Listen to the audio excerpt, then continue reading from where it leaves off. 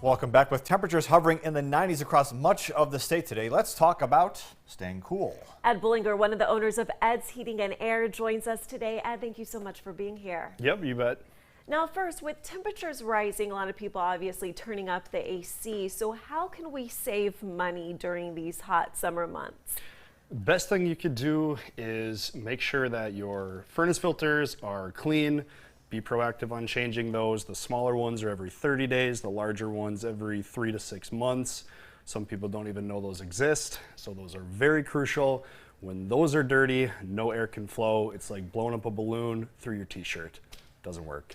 Now, in these hotter temperatures, some people would say, I want to be able to see my breath so I can stay nice and cool, but really, what's the ideal temperature people should be setting their AC at? You know, I keep my house about 70 degrees. You know, that's kind of the average we see, 68 to 72 generally.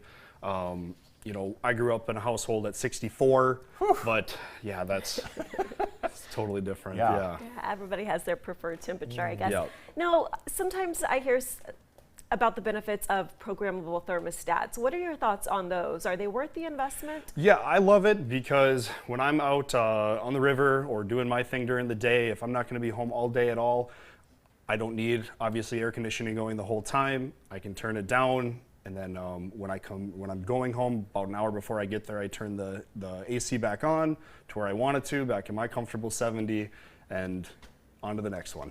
Hopefully it won't happen for a lot of people, but obviously air conditioners will break this summer. So two questions. Number one, what to do immediately? And two, with a company like yours, what's your timeline for getting out to people? You know, we've been busy, but we've got some of the best techs in the business right now. So we are ballpark a week out, depending on, you know, the situations and stuff too. We've been trying to get the grannies who don't have AC, trying to get them in front of everybody else. But best thing to do when your stuff breaks down is obviously shut it off.